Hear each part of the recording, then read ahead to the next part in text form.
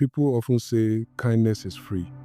But for some people, kindness costs everything. This is the story of a woman who had almost nothing left, yet still chose to give. And because of that one decision, her life changed in a way she never imagined. On that morning, Aisha stood still in the crowded bus park, staring at the crumpled notes in her hand. It wasn't much, just enough to get her home and buy food for the night. Her stomach growled quietly as buses roared past, drivers shouting destinations, conductors dragging passengers along. She had walked since sunrise. Her body ached, her feet burned. All she wanted was to go home. Then she heard the voice, weak, trembling, almost swallowed by the noise around her. "Please, help me." Aisha turned. What she saw made her heart tighten and forced her into a decision that would change everything. Aisha was 26 years old, but life had aged her faster than time ever could. She lived alone in a single rented room behind an old mechanic workshop. The walls were thin, the ceiling leaked during heavy rain, but it was all she could afford. Every day, she worked cleaning shops and selling snacks by the roadside. Some days were good, most days were not. She had no parents to fall back on. Her mother had died years earlier. Her father had disappeared long before that. No one was waiting for her at home, no safety net, no backup plan, only determination and exhaustion. That week had been especially hard. 2 shop owners delayed her payment. Another told her not to return. Food prices had gone up again. Rent was due in a few days. That morning, Aisha had counted her money 3 times before leaving work. "This will last me," she told herself. "Just manage it." She had promised herself she wouldn't help anyone today. Not because she was cruel, but because she was tired of surviving on hope alone. The woman sitting on the broken curb looked out of place. Her clothes were dusty, her face pale, her eyes unfocused, as though she had been crying for hours.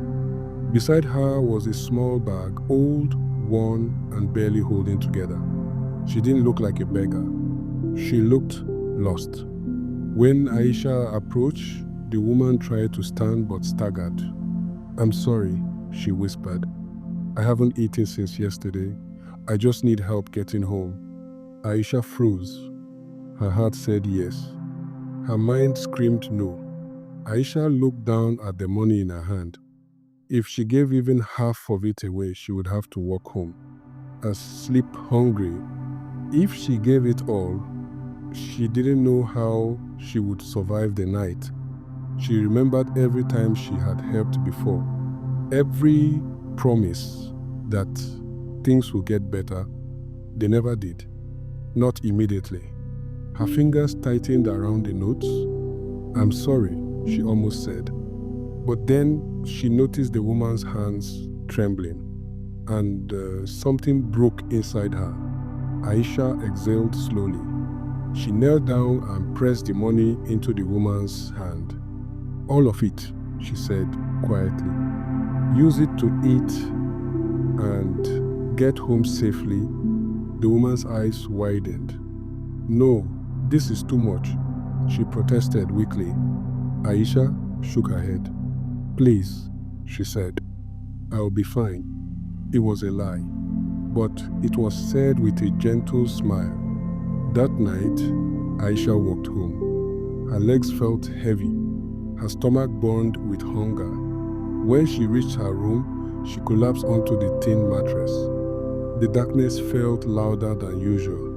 Tears rolled silently down her face. "Why do I always do this?" she whispered. "Why can't I think of myself just once?" She fell asleep hungry and unsure. The next day was worse. She missed a job opportunity because she couldn't afford transport. Another client cancelled on her. By evening, she had earned almost nothing. As she sat alone in her room, she replayed the moment at the bus park, the woman's face, her trembling hands. Was it even real? She wondered.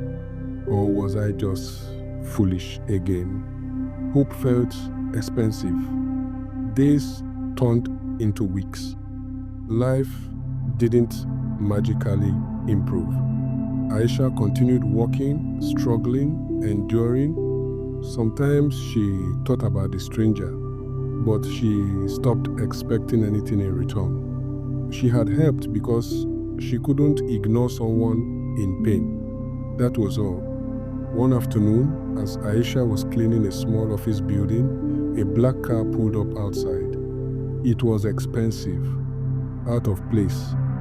A well-dressed woman stepped out. Something about her felt familiar. When their eyes met, the woman froze. "Aisha," she said softly. Aisha frowned. "Yes?" The woman smiled and tears filled her eyes. "It's me." Aisha stared, confused. The woman continued. "We met at the bus park. You gave me your money. You saved me that day." Aisha's breath caught. The dusty clothes, the trembling hands. This woman looked completely different now. "What happened?" Aisha whispered. The woman explained everything. She was a business owner who had just lost her husband. That day, grief had overwhelmed her. She had left home without thinking, without planning. When Aisha helped her, it reminded her that kindness still existed, even in the darkest moments. "I looked for you," the woman said, "but I didn't know your name. I only remembered your face." Aisha felt dizzy. "I didn't come just to thank you," the woman continued. "I came because I need someone like you." She offered Aisha a job, not cleaning, not selling, but managing a small division of her company with training, with support, with dignity. Aisha's life changed slowly, then suddenly. She moved to a better place. She learned new skills. She grew confident. For the first time, she wasn't just surviving. She was living.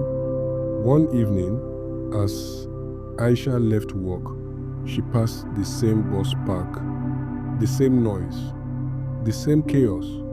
She stopped and smiled because she knew now that kindness never disappears. It only waits. Sometimes the moment you think you lost everything is the moment life is quietly preparing to give you more than you imagined.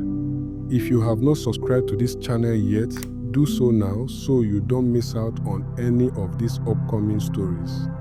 Drop your comments because I would also like to hear from you. Do good to also share this, as someone you don't expect may be in need of this message. See you next week.